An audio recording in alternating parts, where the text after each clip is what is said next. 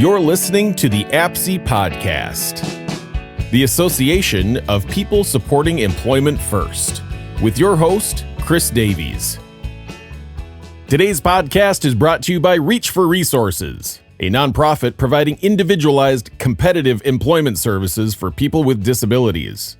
We believe our community is a better place when it is inclusive and everyone, regardless of ability, has the chance to be successful. Learn more at reachforresources.org. Hello, everyone, and welcome back to the Minnesota APSE Podcast, Season 4, Episode 3. We are on location today at Epic Enterprise in Dundas, Minnesota, with none other than Gary Otto. Hello, Gary. Hello, sir. We're very excited for this interview today with Gary. He's a fascinating man with a lot of fascinating stories to share with us. Gary actually works here at Epic Enterprise as a Life Enrichment Associate and has so, I think, now for 7 years. Isn't that right? Correct. Yeah, for 7 years. So we're very excited to hear more about Gary's story and what he does, here at Epic as well. But as everybody knows that's watched the podcast before, and for anybody new, I like to talk a little bit about APSE and Minnesota APSE. So if you're just happening to be watching or listening to this podcast for the first time, welcome. It's great to have you on board. APSE stands for the Association for People Supporting Employment First. It is a national organization, and it is the only membership organization of its kind that is truly 100% focused on integrated, customized, competitive employment. So real jobs, real wages, just real life. And I know you're all about that, aren't you, Gary? Correct. Yeah. So that's what APSE is. And we're the local chapter here in Minnesota, and we've been doing this podcast for 4 years. And whenever we get to this point, of the podcast, we like to kind of give a visual description of ourselves. So I'll go first, Gary, and then I'll ask you to. But for me, I am a white male. I am bald. I have a red beard, although I did just trim it down quite a bit, so it's not as bright and bushy as it normally is. I'm wearing blue jeans today, and I have like a button-up checkered flannel shirt. So, Gary, please describe yourself. I am also a white male, have white hair receding, and I have blue jeans on with a blue T-shirt. Thank you. All right, so let's get into it. Gary, thank you so much for joining us today. We met last week and had a great sort of prep meeting, and I understand you've listened to a couple of our podcasts. Is that right? That's right. Yeah, so thanks for being a fan. We appreciate it. You probably know that one of the first things I always like to ask our guests is simply tell us more about yourself, your personal background, growing up, any thing that you want to tell us from your school days. It's an open canvas, so take it away. Yes, thank you. Yes, I grew up in a small town called New Trier. Population is 95. I went through I'm the fourth of 11 kids. Went to Catholic school. Wasn't very good in schools, not meanly good.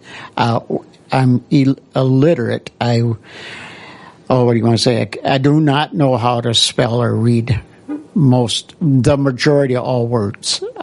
For instance, my wife, I think I reset her letters about 2,000 times, and I finally remember how to spell her name that way. I had to just keep repeating. And what is your wife's name? My wife's name is Cheryl with an S-H-E-R-Y-L, so I got that down pat. Very nice. I love that. And hi to Cheryl. Yes. So also, it was a small Catholic school, and seems I wasn't able to read very well, or at all. My dad and mom moved me to Hastings School, and I didn't do that good there either. I've also had several different ladies, teachers, try to help me read, and I just could not get it.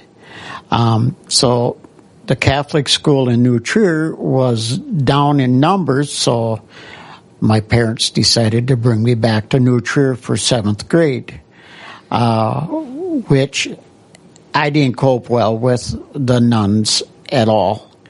And what year was this, Gary? I want to say it was back in the 60s, about 68, 69. And so the nun let me know right away. She knew some of the stuff I was like from Hastings School, and she just said, this isn't going to happen here. And she had me sit right up front all during school, and she was a no-nonsense lady. And one day I did something wrong, and she had me go talk to the minister. And I come back, and I sat down at my desk, and she goes, what did Father say? He told me to come back and sit at my desk. And one of the kids I grew up with said, I told you he won't do nothing wrong. The priest is his dad's drinking buddy.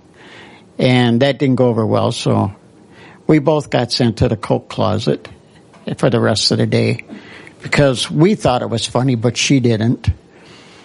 So that was the life of 7th grade. And the next year was back to Hastings. And a lot of the kids, when I got back there, they'll go, what happened to you? I says, my dad decided I need to go to Catholic school. And they go, you poor guy. And back then, everybody had nicknames. And my name was Sod. Hardly anybody ever called me Gary. It was Sod. And a lot of people ask why. Because when I was 6 or 7 years old, my ma had twins. And one of the neighbors in town had a business he had Gordy Sodfield up in Coates, Minnesota. So Gordy took me with him a couple days to go roll up sod. And I got dirty. And I enjoyed being away from my brothers and sisters for 8 hours of the day, just getting dirty and having fun doing it. After that, I'm going to move on to 75. I lost my father due to cancer. And back in 74, they decided to change the drinking age to 18. Well, I was still in school at 18 and... Sorry to interrupt you, Gary. What was it before they changed it to 18? 21. Okay, so they brought it back down. Yeah, they brought it down. Well, that was the first time they brought it down to 18. I was wondering if it was like 16 and when 18 to 21, so 21 to 18 and then correct. Back up. Okay. And that's when I really started going downhill. Because the guys I hung around with, Gary, you're old enough. Let's go to Prescott and get some beer. So we'd sneak out of school, go to Prescott and buy beer and come back. And had no care in the world. After I lost my father was very strict. And Gary decided to keep drinking. And I just ended up drinking 7 days a week. Gary only thought of Gary. There was times where I did do stuff for my mother, brothers and sisters, but for the most of the time, I wanted to drink. And I had seen no problem in it. Well, finally the law caught up to me on my second DUI. The first one was a slap on the hands. The second one, I was thankful the people I worked for helped me find a treatment center. And I was in treatment from June 6th to March 20, January, February, September, October, November 24th. I know I would have never been able to stay sober again for a 30-day program, and I was thankful that I had it. I had enough of living in downtown St. Paul in a halfway house, and when I got left and got out, I promised my mom I'd never... Excuse me, I'd never... It's okay. ...drink again, and I haven't. So this coming June 6th, I'll have 47 years. Wow. Congratulations, Gary. Thank you. I'm sorry. No, don't be sorry. 47 years of sobriety. And I do not miss it. Thank you. I do not miss it one bit. Although there's a lot of flavors out there that I never got to try because they weren't on the market when I quit. So I just got to say, oh, God, I'm glad I don't drink root beer. Well, I can tell you, I don't drink very much, but you're not missing anything. No. They're not that good. I know everybody seems to like them, but I don't know. I have no problem. Not for me. Being around people that drink. That's their choice. I don't condemn anybody. I just don't wish anybody to be like I was. Yeah, that's, well, I think, in getting to know you a little bit last week and here with you today, my impression of you is one of your true gifts is giving to others and helping others. And, yes. So when you stopped drinking 47 years ago, that enabled you to share that gift with Correct. all of us. So it wasn't just a gift to you, but and as we'll hear shortly, just all the different people you've touched over the years. Right. So, and thank you for sharing that with us. Yep. Then shortly after being sober a year, I lost my eyesight to a hunting accident, and the day I lost my eyesight would have been me and my wife's first date. I asked her the night before if she would like to go to the state fair, and that would have been September 2nd, and she wasn't able to, so I got up early that morning and we went and asked a fellow to make us some shells, and me and 4 other guys went out and we were shooting squirrels, and I was mistaken for a squirrel. Oh boy. And when I got hit, everything just turned black, hot, and then numb. I mean, instantly. And the guy the young man I was with that day, I'm just going to say his nickname was Hop Singh. That's what we called him, Hoppy. And then the other guy that was with me, he was behind me. He also fell. And they just come, what are we going to do? What are we going to do? I remember telling them to get me to the hospital. So Hop Singh grabbed me and carried me. They dragged me for a while. And then when it come to a barbed wire fence, I crawled. And then Hop Singh, he was a very strong young man. He picked me up and put me over his shoulders and carried me out of the woods the rest of the way. And the other fellow, I'm sorry, I'm not going to use his name. And he went and got his car close to the woods, and they got me to Cannon Falls. I remember getting to Cannon Falls. I remember getting in the ambulance to go to Rochester, Mayo. And the officer was sitting in the back asking me questions, and I said, give me some ice. My throat itches. And so they put ice chips on my teeth, so I wouldn't swallow. And got to the hospital. I remember coming to on the operating table when they were going to put a tube in the left side of my lung to drain my lungs. And the doctor says, get him under. And I had to retch. And I pulled the tube out of my mouth so I could retch. And then after that, I was 4 days later coming out of recovery and stuff. Still wasn't able to talk. I knew my mom was there, my older brother, my sisters, but all I could say is they're here and stuff. And the first words that I said is when my mom said, "Hoppy's," and I just said his name, and I just at first just didn't want to talk. I just thought in my head, where am I at? What did I do? How did this happen? It must have been so confusing at the time. Yeah, it was. But all the friends I had through the 24 days of recovery and stuff, they would come down and visit me and stuff. And my wife, Cheryl, we weren't married yet, but she come down to visit me. And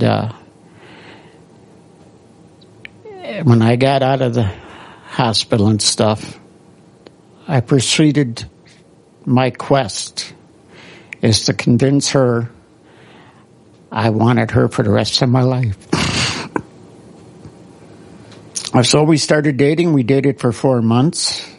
I asked her 3 different times if she would marry me. The third time she said yes. And we'll have 45 years this September. And we have 2 sons. I adopted her son. He's going to be 40. He's 48.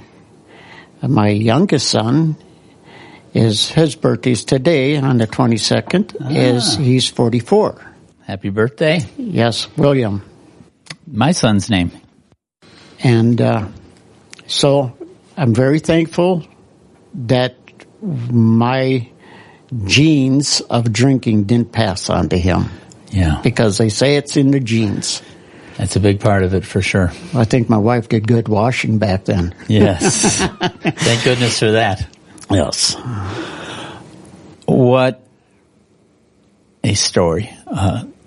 Thank you for having the courage to be vulnerable with us today and, tell us that story. I've heard a lot of love stories in my lifetime and how people met, stay together. That is definitely the most probably unique story I've heard about how someone ended up with their life partner. That's an amazing story, and she sounds like an amazing person. She certainly is. She kept a roof over our house. Now, I was a guy that liked to run every day of the week. Well, every Friday and Saturday night we went out. We got married. 8.5 months later, our son was born. And it's a Friday night, and she's back on her feet and stuff from having the baby. And I go to get dressed, and she goes, "Where are you going?" I says, "Ain't we going out?" She goes, "No, we got bills to pay." I go, "Oh." Didn't have no response for that one to counter into going out. So I just had to accept it. Looking back at my AA stuff, there is more to the future than just me and going out. We have a family to raise, and she let me know it in kind ways that kids and us got to come first before friends. And that's the way we raised our kids. We did go out and stuff, but not like we did when we were teenagers. We had to grow up and be adults. Well, I had to grow up and be an adult. I appreciate your honesty around that issue. It is. I mean, becoming an adult is a real thing, and it's something I struggled with, that's for sure. And people that know me might still wonder, but that Yeah, it's such a great way to look at it, and you can't really give anything you don't have. And so, if you're not taking care of home and taking care of your family, then how are you gonna kind of go out in the world and do all the things you do? You also adopted some folks, or would you say fostered or adopted? Three people. Yes, we in 98 we. 97 we bought a different house and had nice land with it and stuff. It was a large rambler in Cannon Falls, and boys were out of school, and the youngest son was in the Marine Corps, and we decided to open our house. Our sister-in-law, Paulette, she told us about if we open up our house and take care of adults that are too able to be in a nursing home but not able enough to be on their own. We checked in with the county and of Goodhue, and we instantly had people that wanted to bring their loved ones to us and stuff. So we had 3 ladies that were in their low 90s, late 80s, live with us, and wherever me and Cheryl went to weddings, or Cheryl took them to baby showers and stuff, and Cheryl also worked 3 different jobs, counting that one. But I mainly stayed home. Cheryl would give me a verbal list of what needs to be done and stuff. Our mother-in-law used to come over and help bathe them. But it was giving. I just got into taking care of other people. When I was out of the hospital back when I got shot, Father Clares was our minister at the time, and my 2 cousins come and got me. They lived in the same town, and they were way younger than I was. And they took me for walks in town. And Father Clares said, "Gary, you might not understand right now why God took your eyesight, but someday you will understand why your eyesight was taken. And it's all about me wanting to not stop giving, helping other people." And I really believe that was the goal for me, instead of just being me. It isn't just me there, it's other people that I enjoy helping. Yeah, it sounds like when losing your eyesight didn't slow you down. If anything, from what I'm hearing you say, it gave you more of a purpose and took you places to maybe you didn't know you could go. Would you agree with that? Correct. And it sounds like you learned, as we were saying a minute ago, and you were saying that you are a giver, and you sort of, when you took the 3 ladies in, the seniors, it began your journey of giving as a caregiver. And can you tell us more about just sort of that dedication that has lasted, since, if I'm correct, going back to 1998? Yes. Besides taking care of the 3 ladies that lived with us, we had them until Luella was 97, Jessie was 96, and we had a lady that was 65. Her name was Diane. And after we took care of them people, I had a year off of work, and I just didn't know what to do with myself. So I started a salsa garden.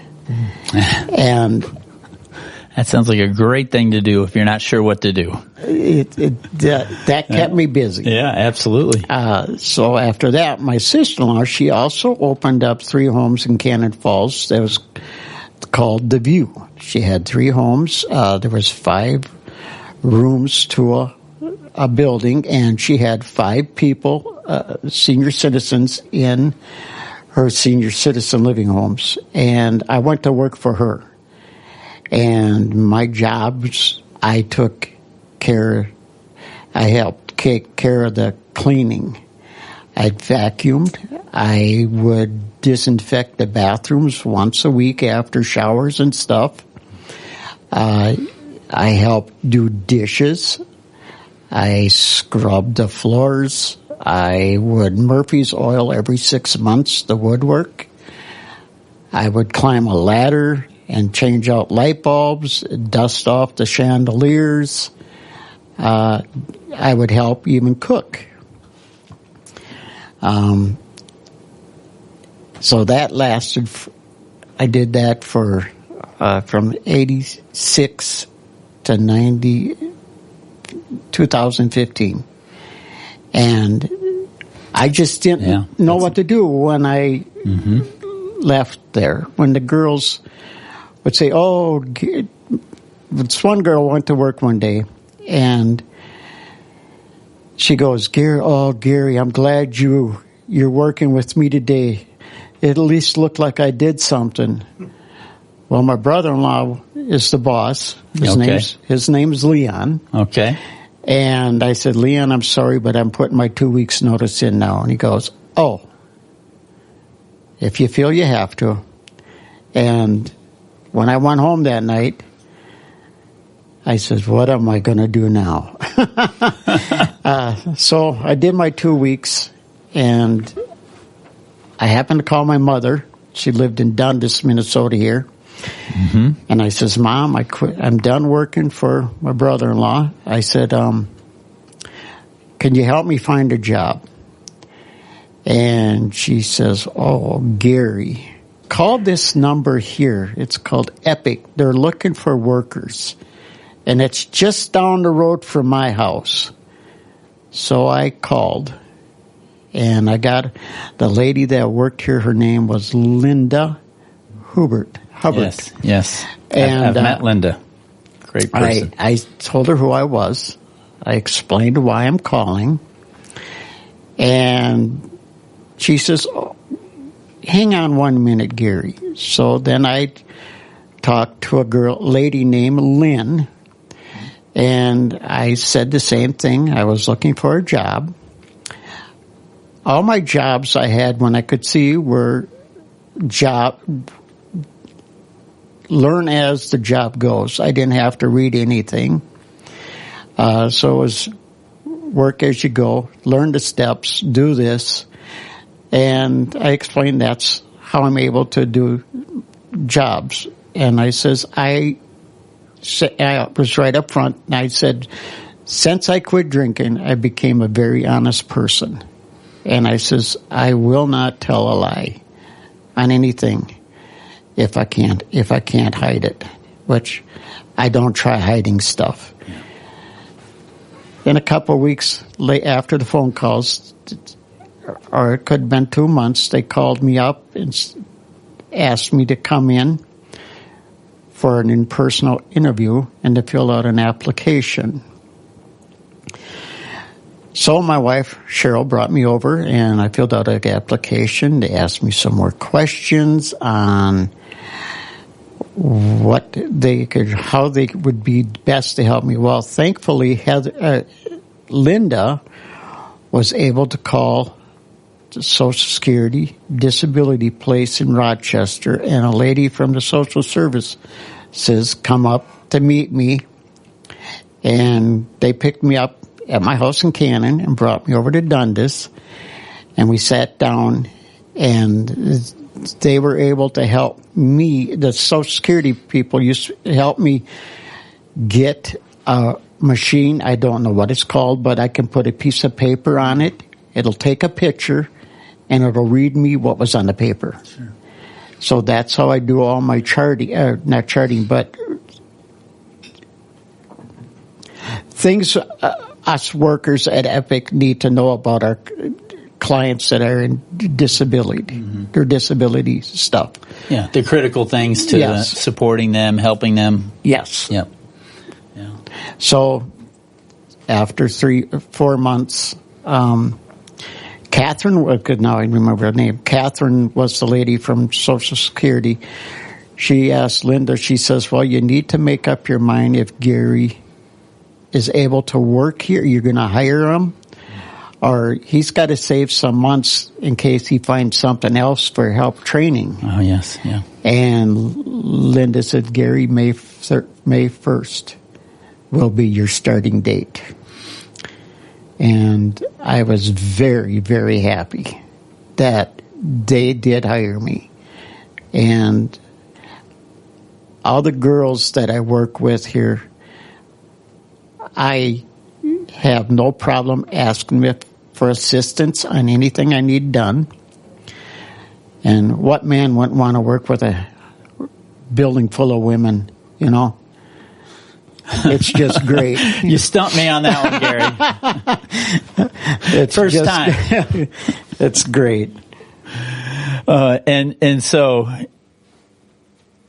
now here you are, 7 years later. Yes.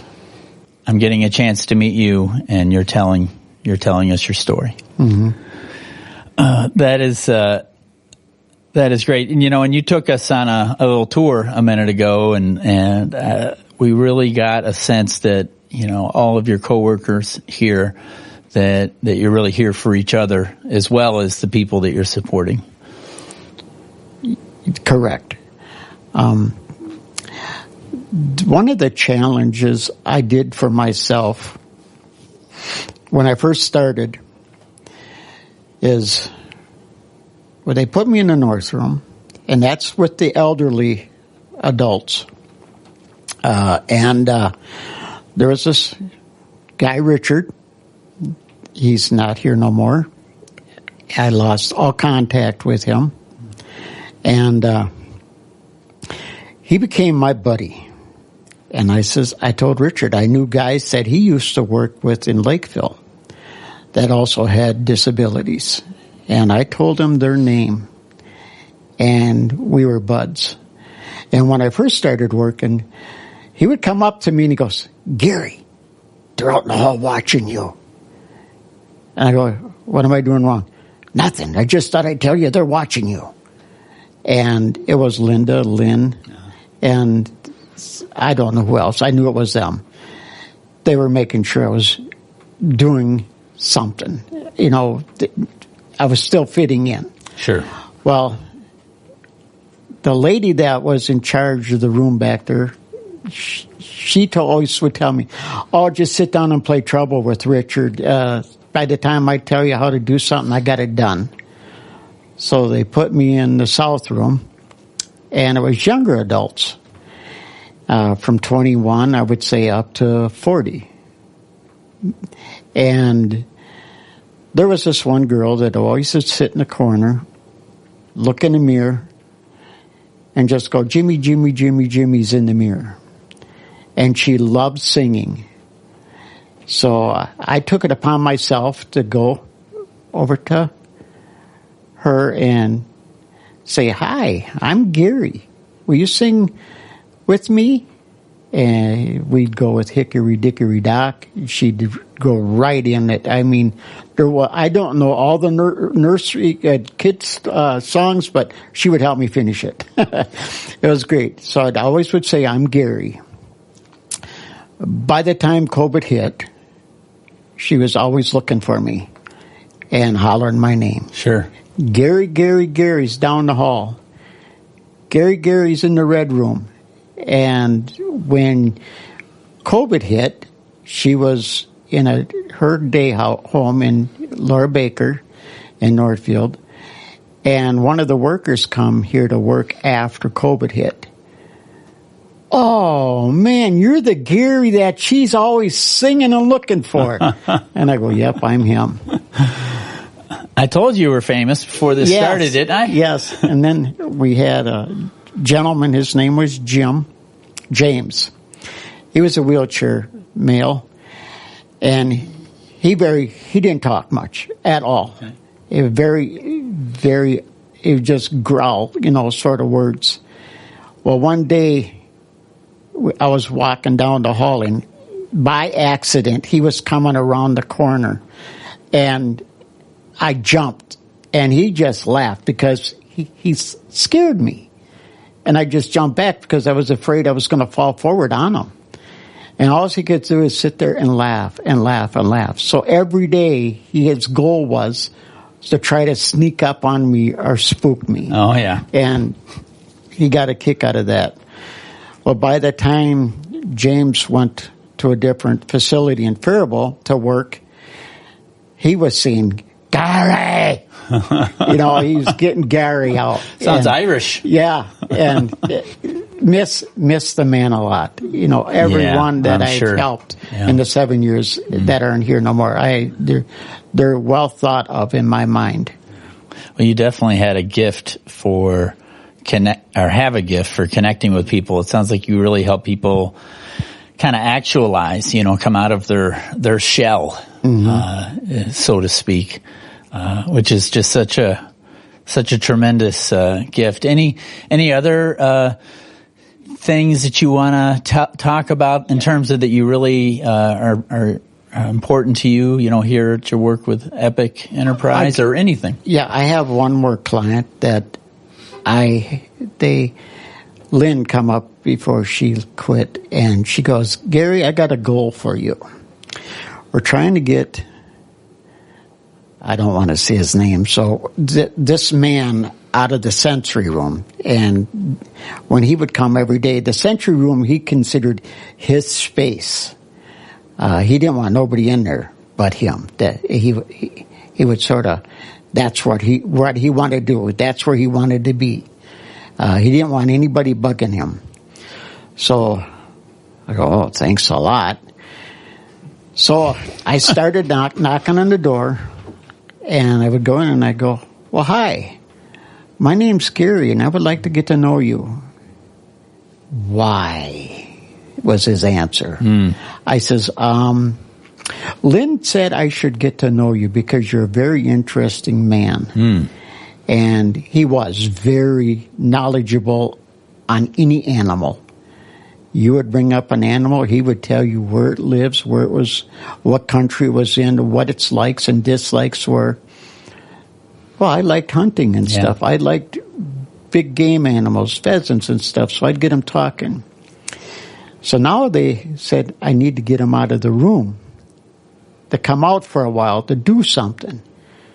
So I said, you want to come down and make sure I can clean I got to clean the kitchen and stuff.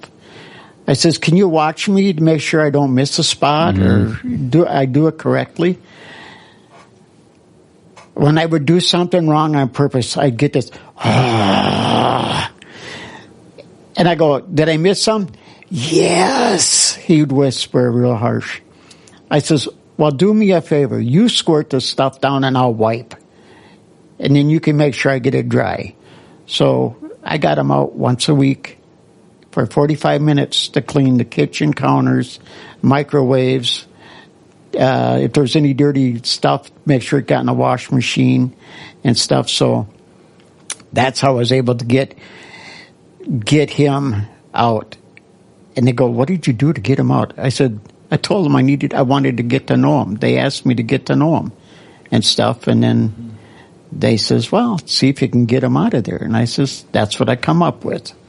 Well, now that COVID hit, we don't have him here no more. Yeah. So COVID really put a damper in a lot of different things. Yeah, but it certainly has, but what a great story about, just connecting with somebody over their interests. You seem to have a real ability just to not make things complicated, and sort of meet people where they're at in ways that make sense to them, and that's a universal kind of skill and trait. That's pretty cool. Yeah. We're starting to kind of get to the point where we sort of wind down on the podcast, and I usually ask sort of a very open-ended, last question. But before I do that, was there anything else that you wanted to talk about today that maybe we haven't touched upon? Just, I want to give thanks to all the girls that work here at Epic.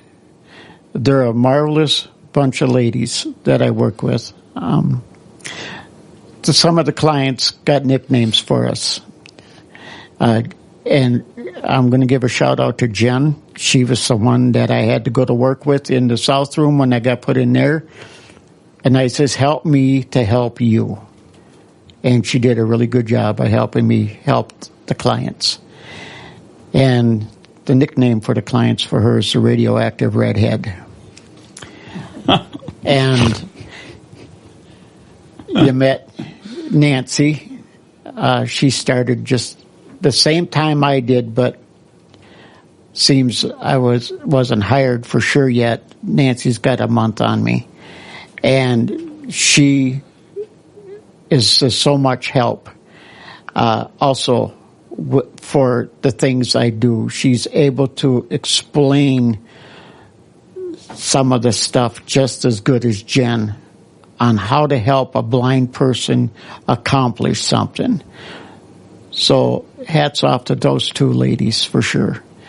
And then there's one young lady that I've worked with for 7 years now, except for during COVID, would be Heather.